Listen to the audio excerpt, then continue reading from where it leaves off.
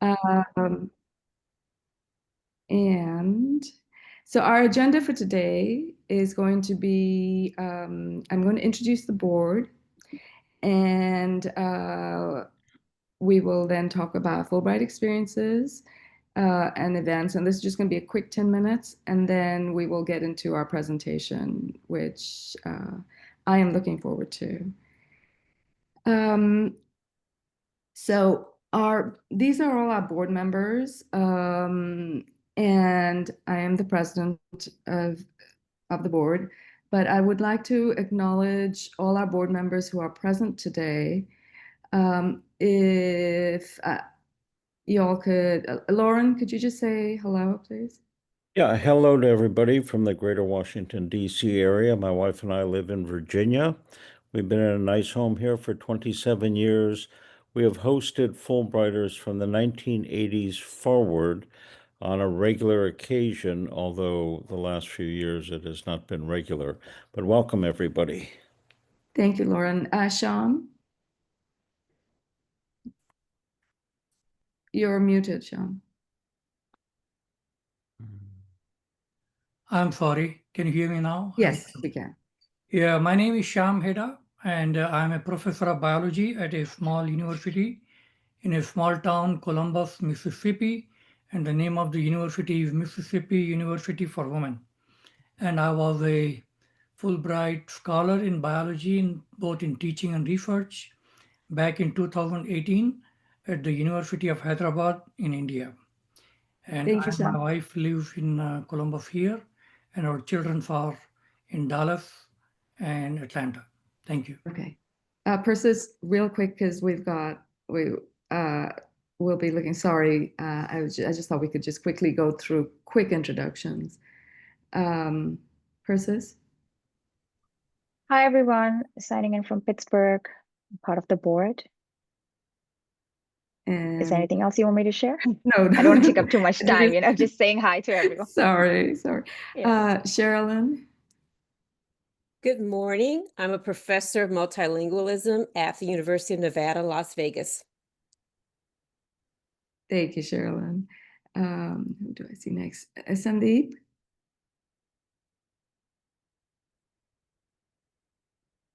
Good morning. I'm a professor at Hudson University in Maine, in this College of Science and Humanities, where I teach English and I teach teacher education, children's literature, young adult, and literacy. Thank you, Sandeep. Nirja cannot be on video, but she is our director of communications and responsible for making sure that we know about all our events. So she does all our social media for us. She's at UCLA in the Los Angeles area. Did I miss any other board members? No. All right. Well, thank you everyone for being Alexa's here too. Sorry. Alexa. Oh, I'm so sorry. I didn't see her on my screen. Alexa. She's one of our newest board members. Alexa, can you introduce yourself? Okay, she is off camera, so she might not be able to. Said she got some issue here in the text message. Sorry. Sham, can you read her message? I didn't see Yeah, it. she's saying I'm having service issue. Okay. She's telling good morning to everyone. Okay. Thank you. All right. So as cultural ambassadors during our grants, we embodied the Fulbright mission of fostering mutual understanding while negotiating the challenges of living in a different culture and making meaningful connections along the way. During my Fulbright, my perception of certain cultural concepts was modified. I was born in India and lived there until I was 20, so I thought being in India for my Fulbright would be a breeze. What I soon realized was that there were a lot more shades of gray in Indian culture than I had anticipated. For example, the first time I went to interview a storyteller, I was told to take opium for him. I was appalled at the suggestion that I should take an illegal substance to my consultant.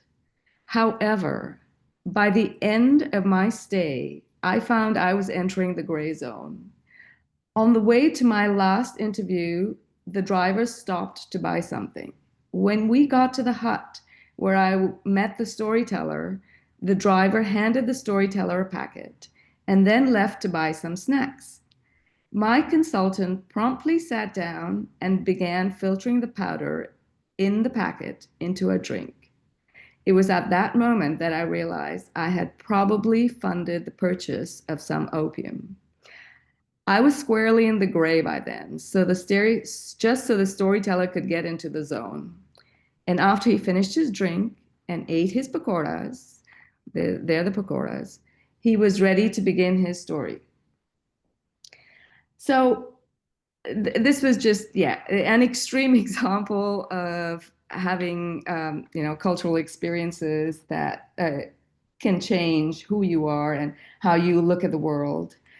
But if you've had a cultural experience that has changed your perceptions or understanding of what a word means, please share it in the chat and we'll look at them at the end of the presentation. So living in urban India, okay, sorry.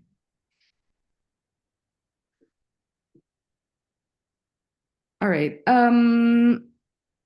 I would just, oh, sorry, I've got my slides mixed up.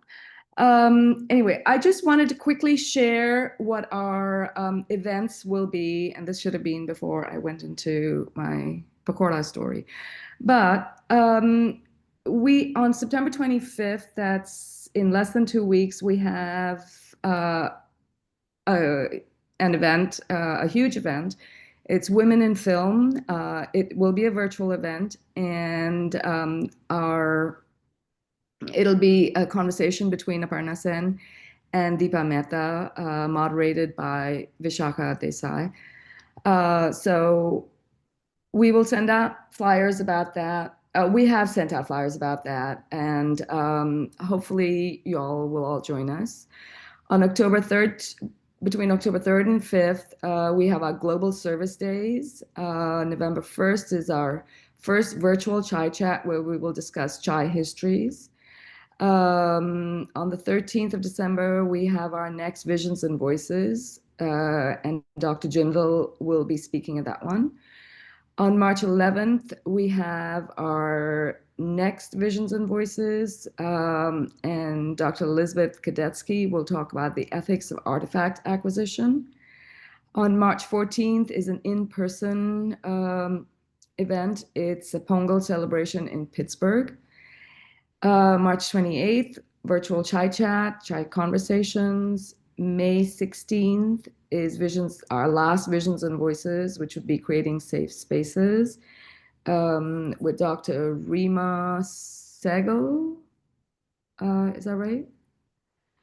That's correct. And then on May 30th, we have our Hyben writing workshop as our last virtual chai chat.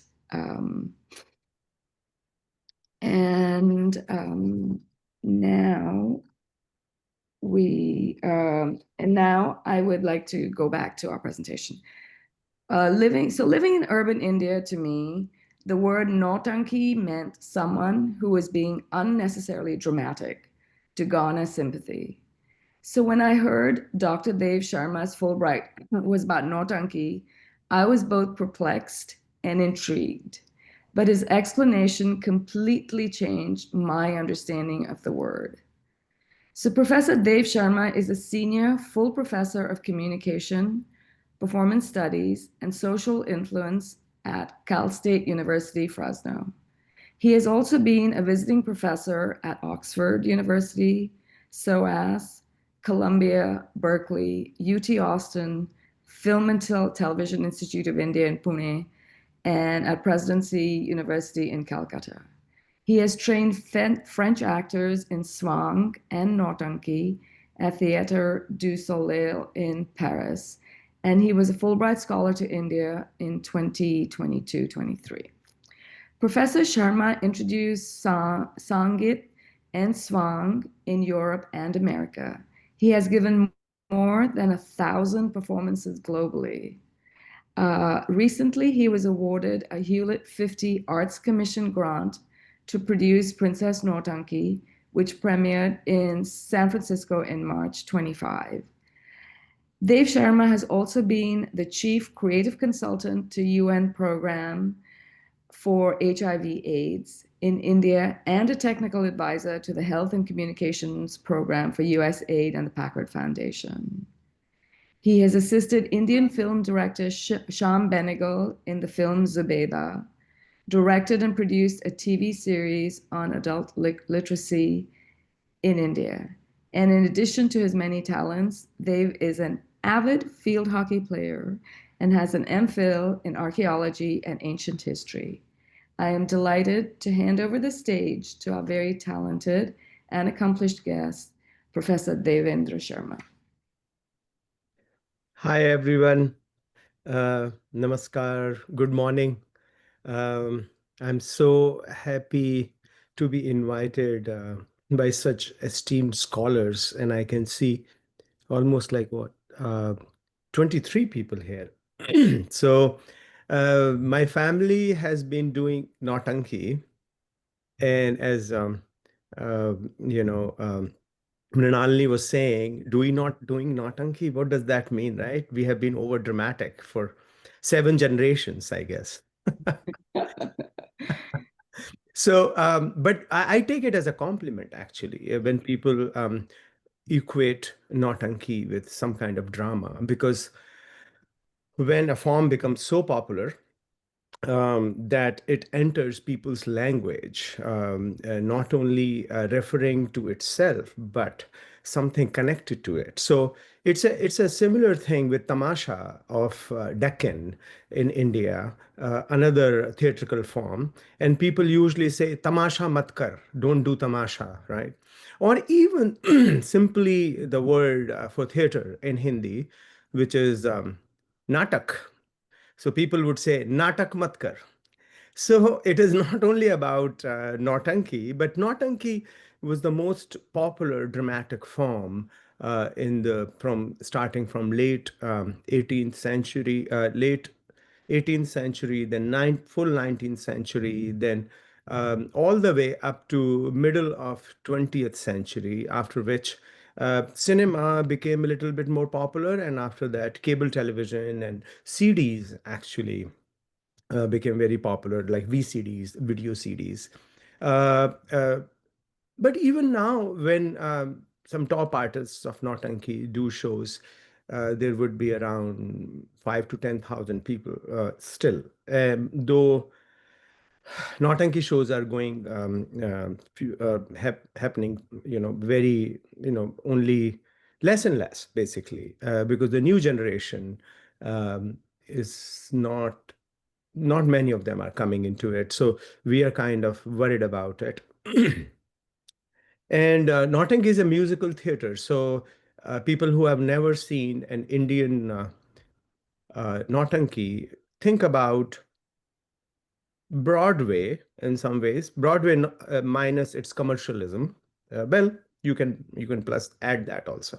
Broadway and Western opera. It's a mix of that. So in Nautanki, you have around 3 dozen poetic meters. So when I say poetic meters, if you're at all kind of introduced to some Indian Hindi, Hindustani, Urdu, Hindi meters, we're talking about meters like poetic meters like Doha or Chaubola, Shikist, Qawwali, Lavani, Dobola, Langdi Lavani, Rekhta, the list goes on. So these are the poetic meters, and these poetic meters are actually written by a group of shayars or writers, poets, for around 6 months, and then they complete the opera.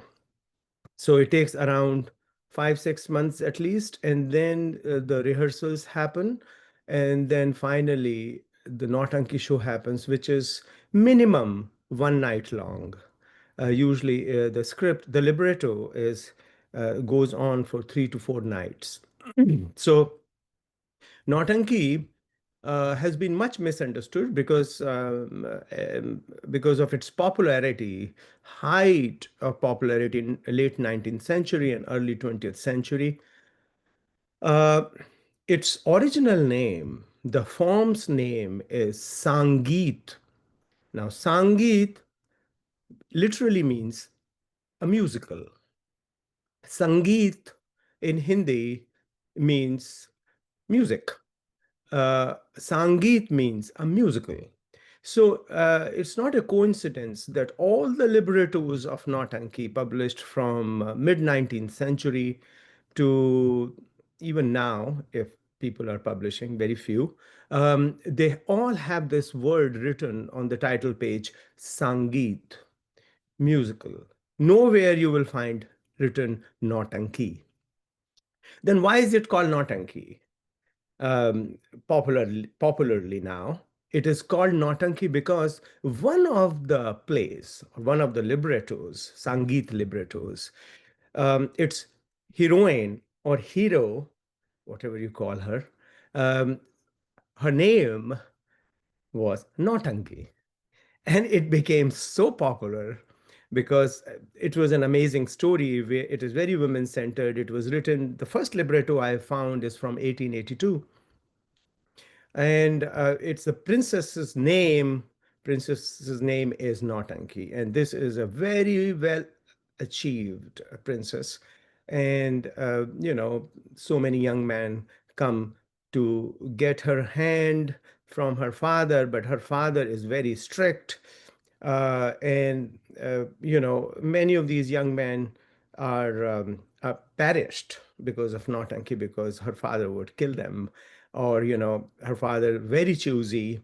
And finally, a commoner called Phul Singh Punjabi. So Nautanki is from the what now is Pakistan, Multan, in Pakistan, and the Princess Nautanki. And then Phul Singh Punjabi from Punjab, this happy-go-lucky commoner, goes and cross-dresses as a woman and somehow get access to the palace of Nautanki. And Nautanki falls in love with this woman. Now think about 19th century.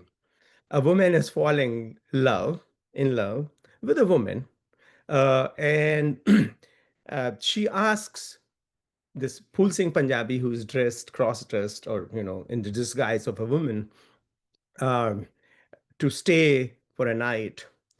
And they're almost going to make love, and the Nautanki says, "I don't know, if you look like a man, then maybe I would have convinced my father to get married to you because I really like you." And Phul Singh Punjabi was waiting for this chance, and he says, like, "Oh, why don't you worship your Pir Fakir? Who's your beloved? Whom do you worship? Are you devotional at all?" And she says, "Yeah, I worship Sadiq Pir." And Phul Singh says, "Why don't you pray?" And the Nautanki says, "Are you joking? What are you talking about?" Like, yeah. And Pool Singh says, "Oh, no, no, no, miracles happen." So anyway, and Nautanki says, "Okay, whatever, like, I will go along." And they pray, they sing, Sadiq Pir, and then Pool Singh reveals himself.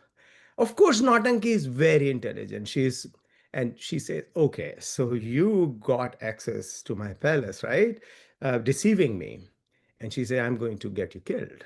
And he says, "You just said you liked me. So love is love, whether I'm a woman or a man. What's the difference? You don't love me anymore?" And Nautanki thinks for some time, and she says, "Oh, yeah, he's saying correctly. So why not? And my father is so oppressive." So she says, "Okay, I love you.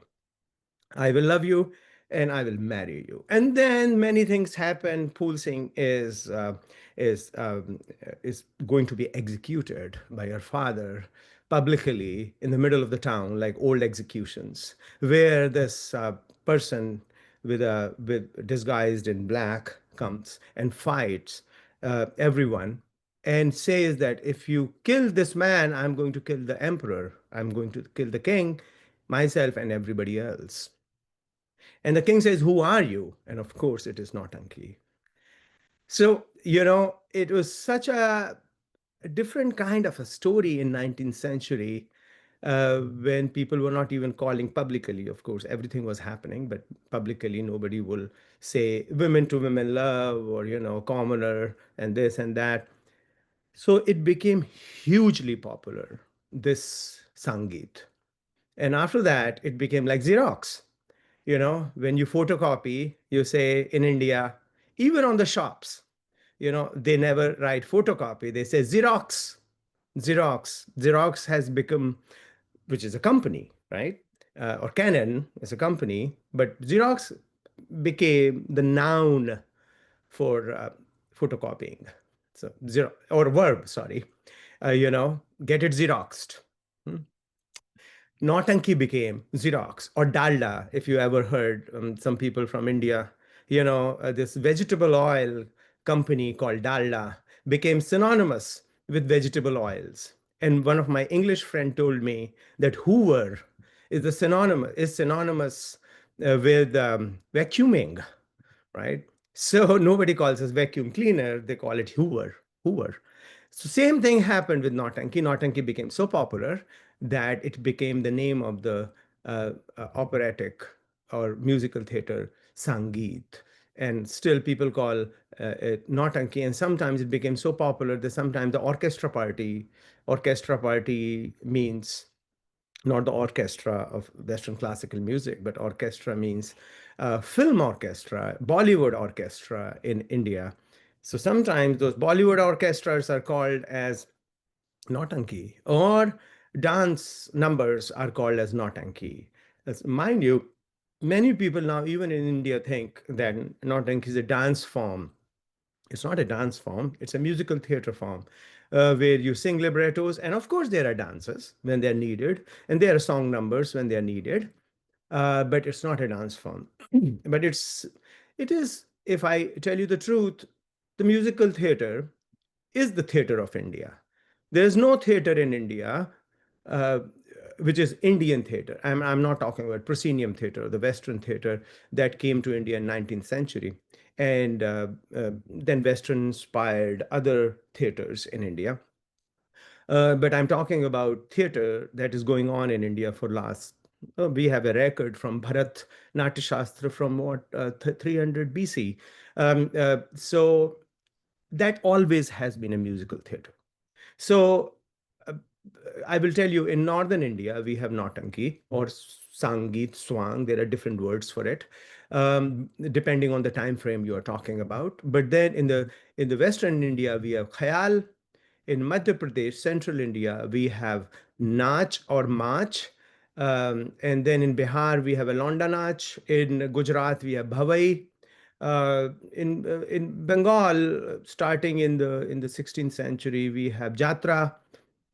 Then, in South India, we have similar forms like Burra Katha, and in Katekattu, in Deep South. So Yakshagan in Karnataka. So what I'm trying to say is Indian theater always has been a musical theater throughout the history. And if you read Bharat Natya Shastra and the description of Natak, which means grand play, you will find many similarities with what we call Nautanki from the 19th and 20th century, or its older word Sangeet and Swang. These were two words that were very popular. Swang means enactment, and Sangeet means musical. And Nautanki was just a play in Sangeet, and it became so popular. So till the independence time, but then the Victorian times came. The British were in India, and many mandalis or companies, theater companies, would tour India, Calcutta and Bombay, as it was called then, Mumbai. Uh, and of course, in the elites in India, they became very popular. And upper middle class and elites, I'm sorry to say, they have been a little bit Western oriented from the British times. So they gave a lot of importance to these theaters, proscenium theaters that were coming from England, and slowly relegated um, theaters, indigenous popular theaters, to the background. And what happened was earlier, till we have uh, definitely proof that Swang Sangit or Swang or Nautanki, whatever you call it, was happening in Delhi, happening in Agra, Lucknow, all these big urban centers. And in the late 19th century, Parsi theater, which was inspired by proscenium theater from England, started replacing Indian theaters in cities. And then Nautanki was pushed to smaller towns, and then slowly villages and small towns. But mind you, it was done in the courts of nawabs and kings and big business people, and also in villages. So it was the theater of North India, simply put. So according to their means, people would organize shows.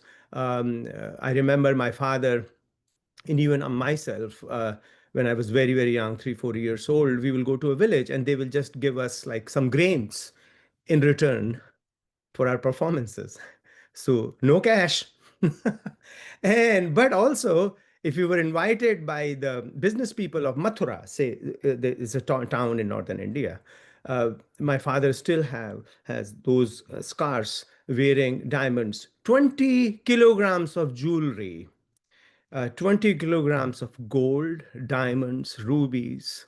And if he's doing this swaroop means if he's enacting, say, Krishna or some other big character, the Mathura, the superintendent of police will have like at least 50 police people around the stage, and there will be like 20, 30,000 people in the audience.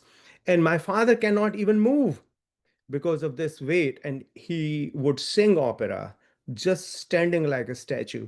But people were there, audiences were there to listen to his singing, not his movements. And that's a big difference between what we have modern theater and Indian popular older theater. I hate to use the word traditional because there is tradition, but it keeps changing. It's a popular theater, right? It was seen by thousands of people. So um, it is not about being realistic. It is about style, and it is about music, and it is about this powerful singing. Because when my father was a child or teenager, when he started singing, there were no microphones. So just imagine thousands of people in front of you, and you have to throw your voice, and also your audiences have to understand the dialogues. It's a night-long performance. How much power you need in your singing. It's crazy. I mean, I grew up with microphones, so I have a different kind of a voice than my father. So if my father sings, you can hear it. I mean, if he is really singing, you can hear it from at least from half a mile if it is quiet. So, uh, so that was the power of this musical singing. But due to the apathy, and I'm sorry, I'm using this word, it may bother some people, but due to the apathy of elites in India, we forgot about our theaters and we started calling them folk. And I don't know what that means. So, folk is a very contested word because folk, in India at least, it means that it comes from villages. But that's not true. That's not true. It was a normal theater. It was normal theater, cities, towns, villages. And all these theater was normal theater. So I was having a chat with the National School of Drama. It's a National Academy of Theater in India, in New Delhi. And I was saying, why you call it folk? He said, because it's folk. It's in villages. So I said, it may be in villages or towns now, but do you know what it is? So people do not know the history, the historical journey. And I'm always wondering why so-called proscenium theater does not have any prefix. So it's called theater. So I said, why don't you call yourself urban theater? You should call yourself urban theater, okay? Or a city theater. If they are villages, even if I go by your definition, you should be called as urban theater. Why prefixes? And that is the problem. That is the cultural problem that India is facing. That, everything else which existed before 19th century is folk. So you talk about Bhavai in Gujarat, it is folk. You talk about Nach in Londa Nach in Bihar, it is folk. You talk about Mach, you talk about Khayal, you talk about Sang, everything is folk. Then what were urbaners doing in India? 150 years back, if we think that everything was folk and it was thriving in villages, so what were urbaners doing? They had no theater? Of course they had theater. These theaters were everywhere in cities, small towns, big towns, villages. These were the theaters of India.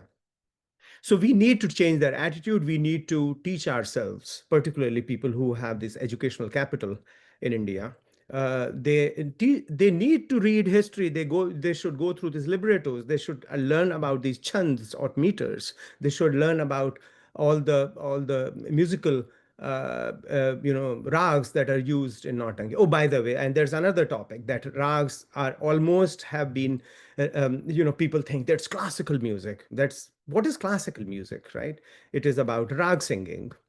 But rags, many dialogues in Nautankis are clearly written in the libretto. Sing it in Rag Behag, sing it in Rag Bhairavi, sing it in Kafi or Holi, right? So many dialogues have this written on the top that this dialogue has to be sung in a rag. Rag have been used. And same thing with Qawwali. Like Qawwali is a devotional genre in some ways, like Sufi devotional genre started like that, but it is very popular in Nautanki. Shikist comes from Persia. And then you have other like Rekhta from Urdu. There are so many meters. So a popular theater, when you talk about Broadway, do you ask, is it classical? Non-classical? What kind of musical, where this musician who is writing music getting his or her or their inspiration from? You know, so when you come into the popular realm, they absorb from everywhere. It's the same thing with Bollywood. Bollywood will have rag compositions. Bollywood will have popular compositions. So we have to stop using this prefix, anything which existed in India before 19th century, except classical, because that was also revived. That was termed as classical in the 19th century. It was called Pakka Gana, or even Tawayef's Gana, because Tawayef saved it. These women saved classical music.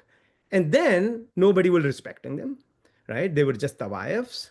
But in the 20th century, because of this renaissance in India, because we wanted to show the British that we have something which is of value, people who had this educational capital, who were mostly in cities or on higher platforms, they started calling it classical. So Indian music was the classical word or Shastriya word were not used before 19th century in the same way we use it now. It was used like Drupad or Dhamar. You will talk about the form, Khayal, Drupad, Dhamar, Pakka Gana. We will not club them as classical music. That has happened in the 19th century. So we have to educate ourselves about different forms, and then we will know what is going on, what has been the history, and what time frame we are talking about. Anyways, enough of talking. Can I sing you a chobula? I mean, you will not feel the power of it because of the microphone, because it mutes somehow. I have always faced that when you sing loudly, it becomes lower. But I'll try to. I will not maybe sing that high so that the microphone allows it. So I have my harmonium here. So I will sing one chobula. This is a form, this is a poetic form, very popular in dialogue, delivering the dialogues in Nautanki. So usually we start at the third octave A sharp, which is very high, but I'm going to sing it in C, D, F sharp, which is also high, but not that high, right?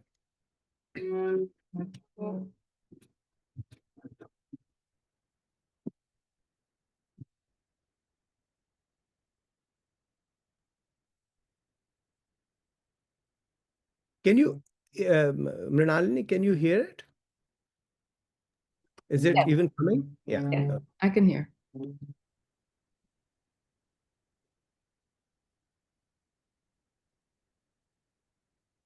So this is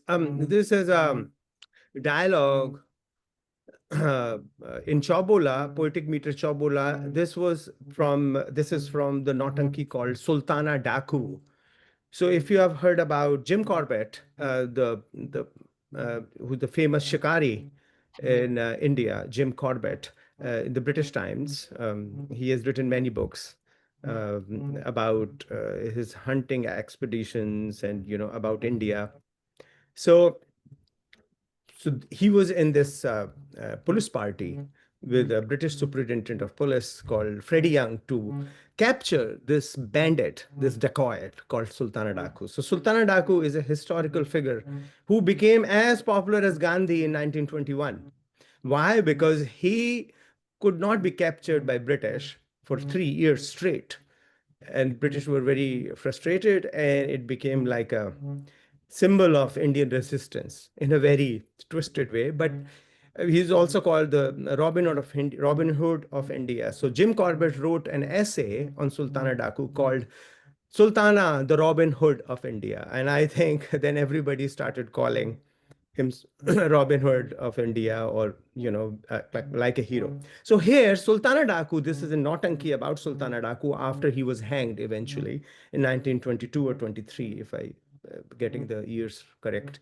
And here, Sultana Daku Nautanki, in this libretto, he is addressing his gang that they should rob the rich and help the poor. And it is in Hindi, Urdu mix, but you can ask me if you do not follow it. But here he is talking to his gang members. ध्यान लगा कर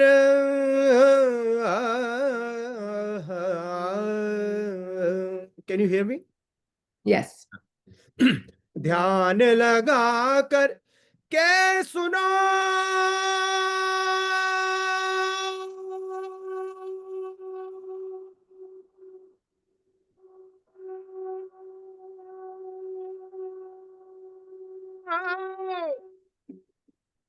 सब मेरा फरमान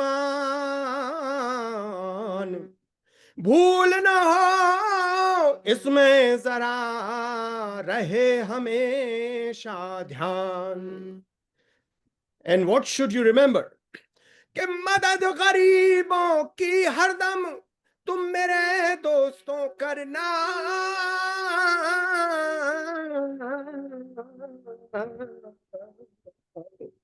लेकिन दौलतमंदों की दहशत से कभी न डरना. Do not be afraid of the rich.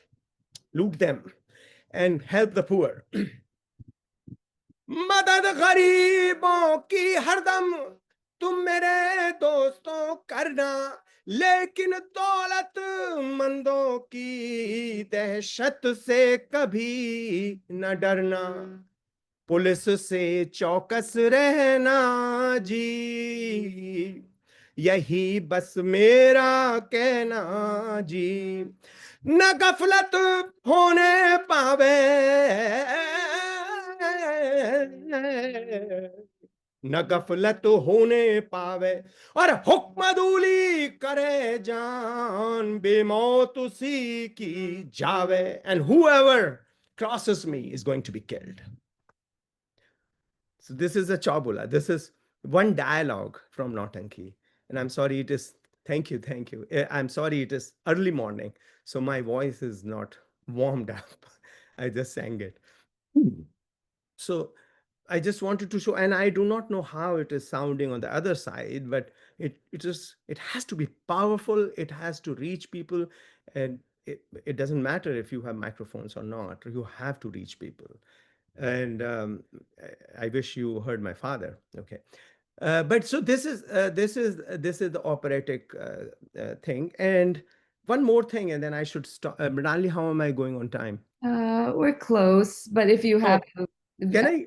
video clip that you were going to show, that would be awesome. Yes, yes. So I want to show the instruments of Nautanki when they're playing. So it is happening in San Francisco in a recent show called Princess Nautanki, which was 1882 written Princess Nautanki, Nautanki Shehzadi. But we did it in the modern times as if Nautanki was in modern times and what happens then.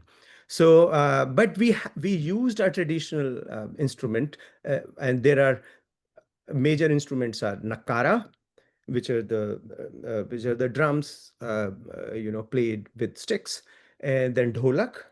You must have seen that, not the dhol, big dhol with is in Punjabi Bhangra, but the dholak, smaller one, which is played from both sides.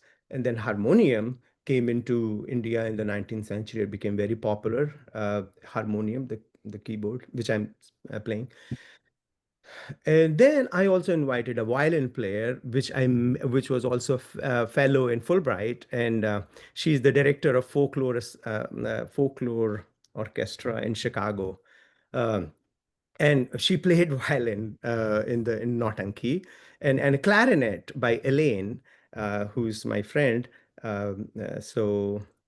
Okay, I'll try to play it, but you will have to share it, I will. Pranali. How do I do that? So I have opened a window for that, for my clip. My clip is open now, but if you share, then maybe I can choose from it. You have to allow me or something. Do you see a A green one, share right? Yeah. icon? Green one? Yeah, if you click on that. Ah, uh, no. Well, quick time. Yes, maybe this thing. It should be at the bottom. It is asking me to open settings and do something. Okay.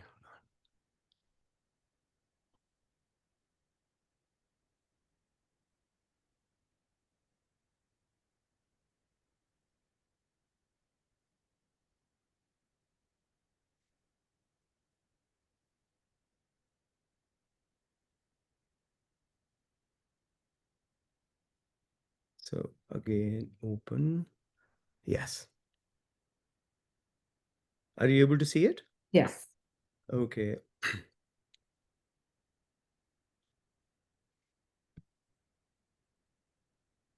I hope you will be able to hear the song. Let me know if you don't. Are you able to hear it? We can hear some sound, but Some sound. Interesting. it's a little. I have made the volume full. Will you make your volumes full, please? Then. Do you want Okay, to let's say try anything? this. Let's try this. And this is the orchestra just before our performance start.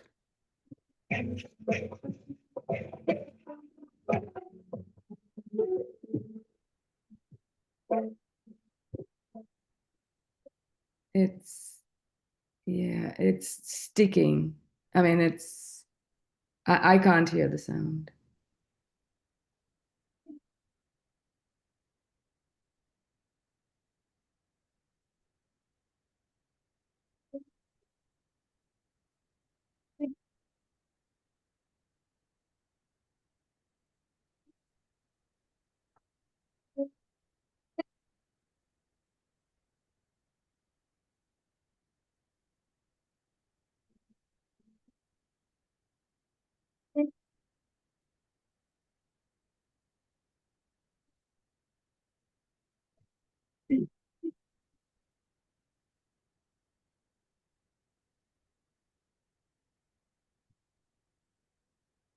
Dave, I can't hear it.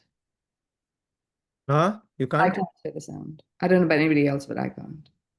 Or nobody is hearing the sound? No. I don't know. It's not working. But you saw them playing something? Did you? Yeah, we saw them. The video is fine. It's just the. If I do not share but just play it on my laptop, will it go through my sound system to you? Should we try that? We could Yes. try that. Yeah. So let's stop this thing now. Okay, and then I will just play it.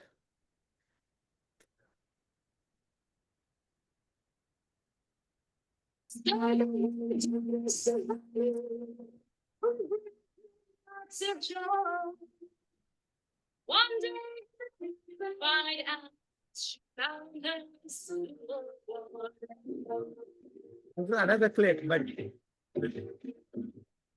okay. So this was, sorry, I had two clips open. This is the modern Nautanki in English, where this is about the NRI fraud sometimes that happens, that they get married and they do not take their brides with them from India to America. So this was Sarita had a daughter who found her a suitable boy, right? One day in the classifiers, she found her a suitable boy. So this is about the matrimony. And this is a new Nautanki we wrote. Anyway, let's listen to the instruments if you can. Dave, could you share the video and then play the audio from something else, maybe? Or maybe we'll just share the link. Yeah, I will send you the link, right? Okay, Okay. that'll be fabulous. Okay, okay. Should I send it now or later, right? We can send it on share it on the chat, please. But that is not for the traditional Oh, okay. players, because that is not that is a 2-hour video, so it's not posted anywhere. Okay. But let me play this if you can Okay. put the All right. sound at least. That's fine.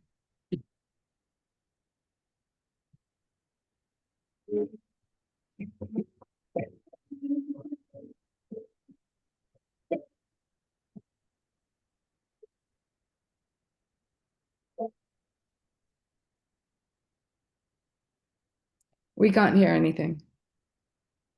No? No. No. So I don't know why the share thing is not working, even though try to share. Thank you for sharing for doing But that. sorry, I will send you at least a couple of links, and then you can share later We'll do that. with your wonderful club. Yeah. Sounds good. So I think if you want to ask me questions, I think I should stop speaking. That'd be wonderful. Any questions? It's a great presentation. I learned so many things today. Oh, thank you. Thank you so Sharma. much. Who is speaking? My name is Ah, Sham. Sham. Thank you, Shamji. Thank you. Yeah. And We Laura, hear about all the ragas and everything, Yes, yes. but you have given a lot of insight. Thank you. Very, very informative. Thanks. Lauren has a question, and then Annette.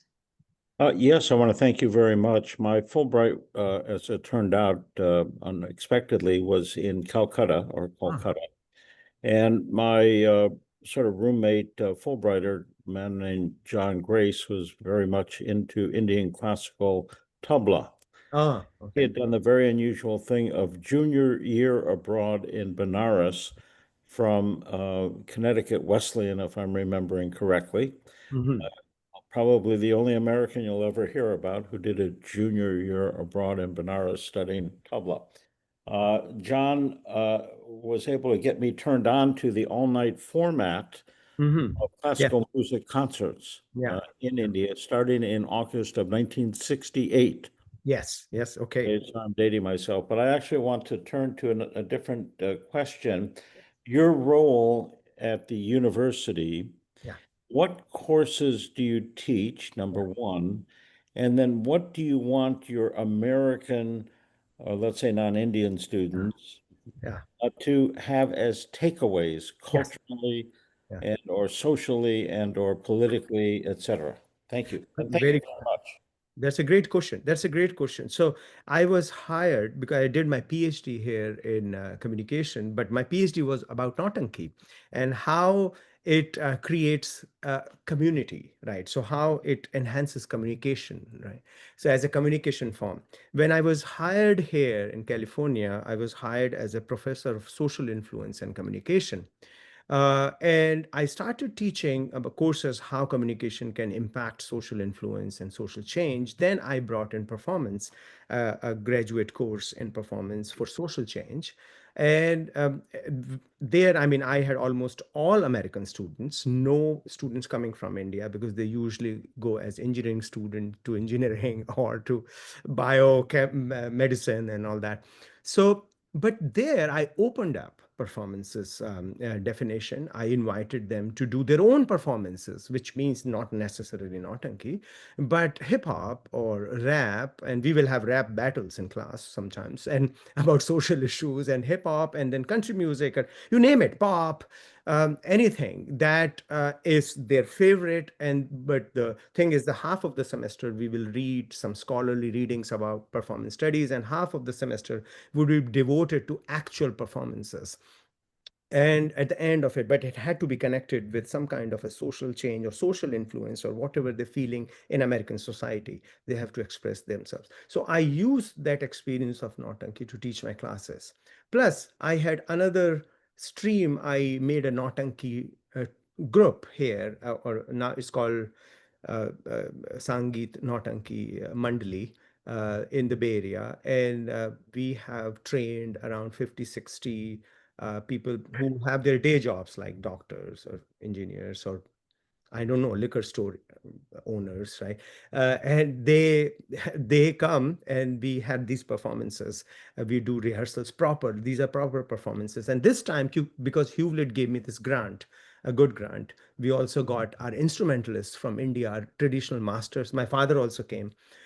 So we have this stream of doing actual traditional as well as modern Nautankis, right? And also in my communication department, we do performance. And once in a while, we also do Nautanki.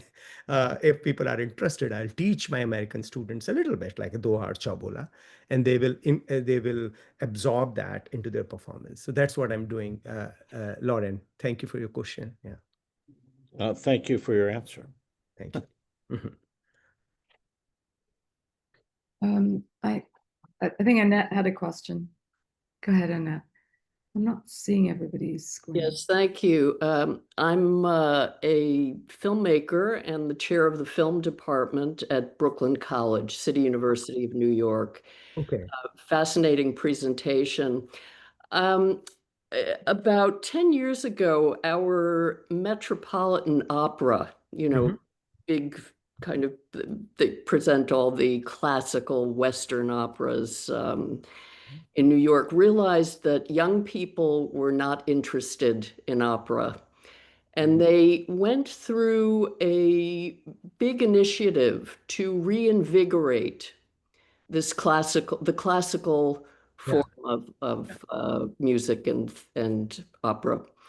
And what they did is they opened it up to school children and began what really has turned into a resurgence of Uh-huh. interest.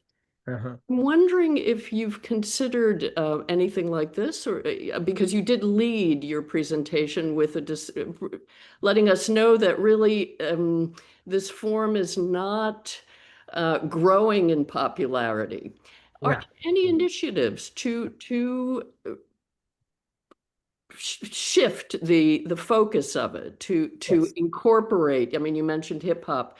Yeah. To broaden it, to incorporate new approaches, to reach out to school children and so on. Yes, yes. Thank you, Annette, for that question. So there has to be a multi-pronged approach to do this. And I'm trying to do this with my father and my fellow Nautanki artists. So to give you first of all, I spent every year 5 months in India. So I lived there three and a half months in summer in India. When in the summer thing, I just stretch it a little bit more. And then in the winter, around 1.5 months. So I spent 5 months in India, and we have a mandali and a company there, and we are performing. In fact, the recent performance happened in Bharatpur during Fulbright, which is a small town, which is my district where my village is, and we involved. Of course, the town and village artists in that performance, but also I took from Delhi University and JNU many of my undergraduate students who actually performed with the traditional artists in Bharatpur and Mathura, and they loved it. They loved it. And so what I have done is I have created a mandali in New Delhi also, where I involve these university students to do performances. and Nautanki performances, and but not compromising in all this beauty, like, because but Nautanki is also open. So if they want to get into Nautanki with some of their compositions, which is maybe some kind of poetry, it can also be absorbed in Nautanki. So that's what we are doing. And I did a show which was premiered in Prithvi Theatre. So you may have heard, this is a theatre in Bombay, um, uh, started by this famous film star's daughter, Sanjana Kapoor. The star is called Shashi Kapoor. So it's a very well-known theater in Mumbai. So they invited us to do a Nautanki. And there is a friend of mine who's a mythology writer called Devdutt Patnaik. He is selling quite a few books these days in mythology, Indian mythology. So he wrote the story in English. Then I translated in Hindi. My father turned into a Nautanki, and then we did it in Prithvi Theatre in Bombay, and it has had 150 shows for young audiences.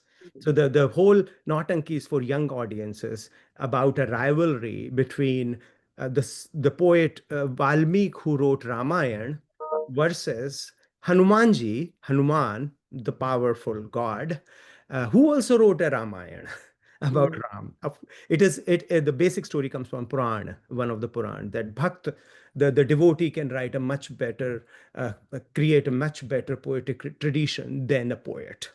Mm. So the younger audience really enjoy it. It has toured throughout India. Then what we are doing is we are also doing it in our small towns and villages. That was my Fulbright all about. That I can go back and create a troupe again from small towns like Mathura and Bharatpur, and we start Nautanki. So I'm trying, and with me, other people, it's not only me, but other people, we are trying to involve new shoes, new scripts that can appeal to younger audiences, and younger audiences themselves should do it. I'm also trying to make a Netflix series. If it comes, maybe that will be a good. That And was my follow-up. Was wondering if you were incorporating any other form of media, we given. have to. We have to. Yeah, but to reach the younger audience, there's no other way. Thank you. Thank you, Annette.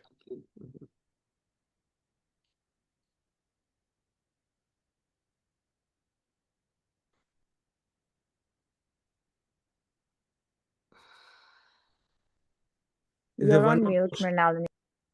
Okay, yeah. Thank you. My dogs are barking. Uh, it's from Sanyukta Ghosh. And she said, what would be the modern adaptation of Nautanki apart from new themes and contemporary issues that you mentioned, such as weddings? Well, that was not about wedding, that was about dowry, mostly, and deception that is being done to women. And the other thing was exactly that, which we did in Prithvi Theatre, about the multiple voices or the tolerance of different voices in India, and which was Hanuman Ki Ramayana. So it was, of course, the rivalry between Hanuman and Valmiki, not so much from Hanuman, but it was about respecting multiple voices. So and also it's kind of political in that sense that the multiple voices should be tolerated, and we should uh, we should respect and mutual respect and all that. So one was that. Then we have created a Nautanki called Lulu Pulu. That's a funny name. And Harit Wahini, it's about environment. And this was actually not now, but it was created 20 years back by my father, that how can we protect, Earth. And which was a very good. I think now I was telling my father now, like, you in business, right? Come on. Now everybody is talking about environment.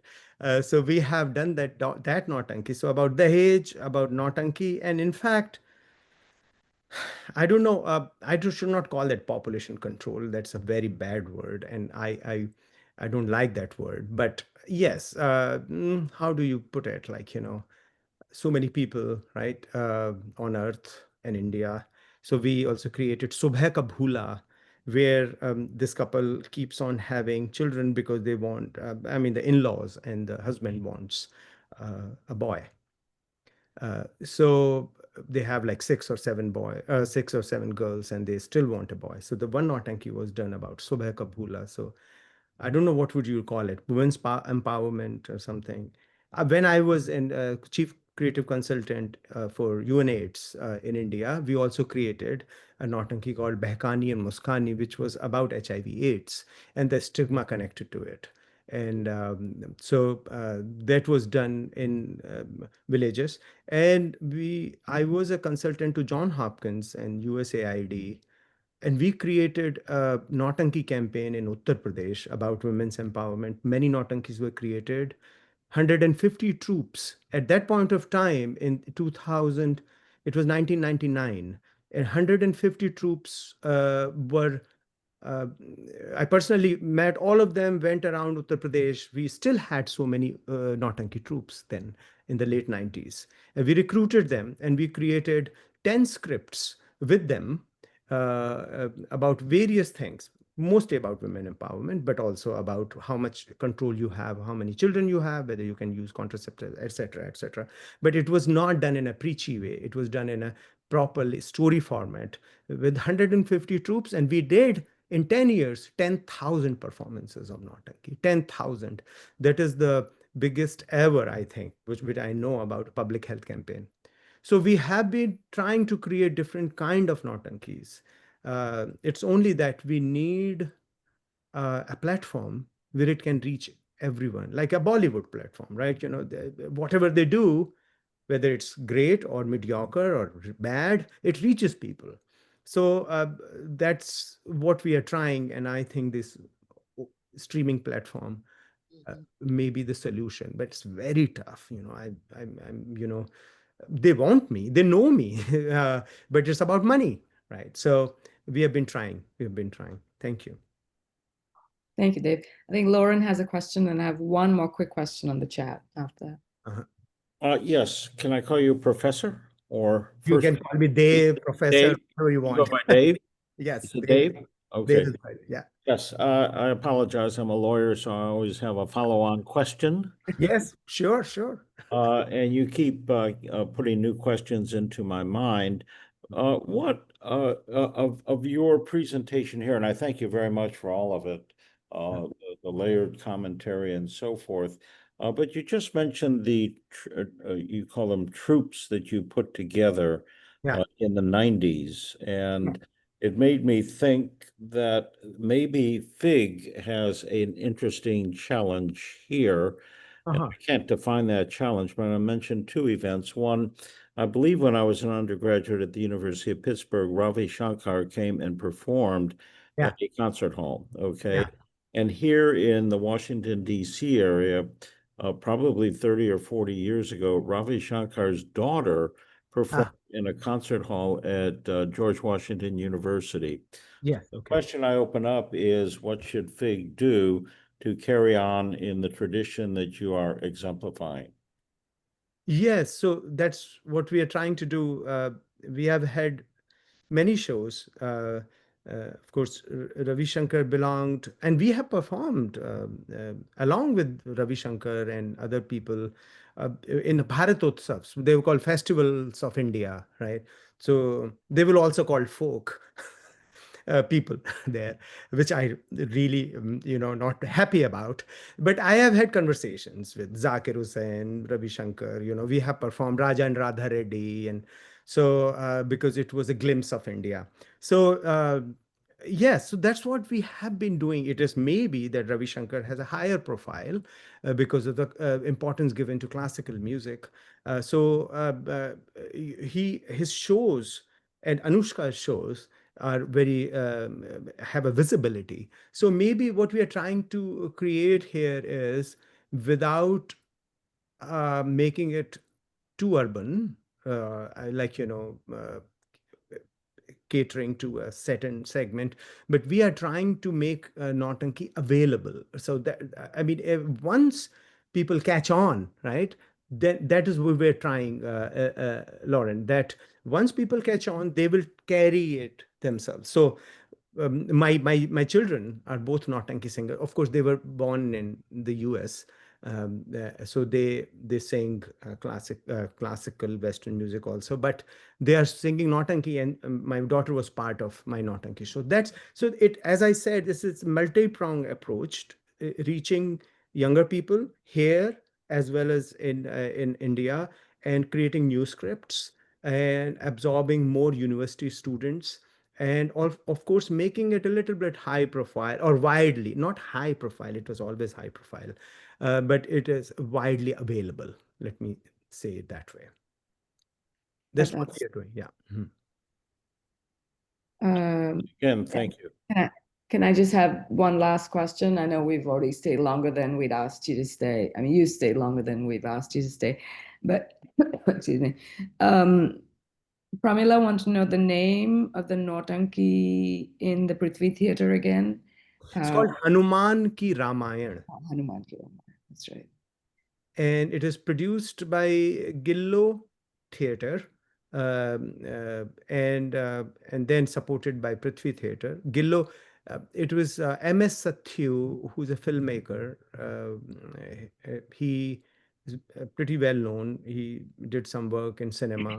He was also involved in Shama Zaidi, who wrote Satyajit Ray's Shatranj Ke Khiladi.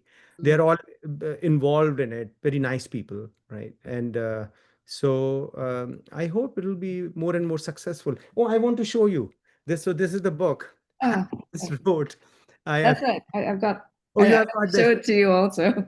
So this is published by Bloomsbury, Methu and Drama from London, and it is a part of the series called Forms of Drama. So they have these books for different drama forms, tragedy, comedy, commedia dell'arte and all that. But I'm very happy that they recognize Nautanki at a world level, a theatrical form. So I'm not happy that I wrote it, but I'm happy that Nautanki is there with Shakespeare. No, I'm just kidding. Nautanki is very good. It doesn't need to be compared with Shakespeare, but it is good to be in the forms of drama. So it's available everywhere, but Mrinalini bought it. Thank you, Mrinalini. So I need you to sign it for me the next time we meet. Me too. Thank you, Lauren. Thank you. Thank you. You're very kind. You're very kind. I think that's probably it. Sham, did you have another question you'd like before we sign off? Well, I was just saying, it was just a funny comment. When someone start acting, we say Nautanki bahut ho gayi. So Sham is saying like they said, Nautanki bahut ho gayi. Lot of drama has happened. Okay, now let's end it. That's right. I guess on that note, thank you very much. Sorry, Dave. Yeah. We really, really appreciate this. It's been informative, even though you and I have had conversations about this. I always learn more, learn new things, and especially thank you for singing for us. And hopefully you can share the clip. Yes. And I will also share the link to the book. I think Sandeep, sorry, can you see this? Yeah. It's called Nautanki, the musical theater of North India. And yeah, it's available on Amazon. So thank you, everyone, and I hope I see all of you on the 25th for our Women in Film. Annette, Miriam, and I have been working very intensively on that for the last month, definitely. And it should be a very, very interesting presentation. And Mrinalini, can I thank you guys, everyone, right? Thanks for inviting me. I had a very good time. Thank you so much for your questions and your interest. Thank you. Oh, absolutely.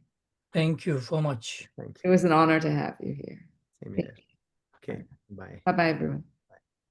Thank you.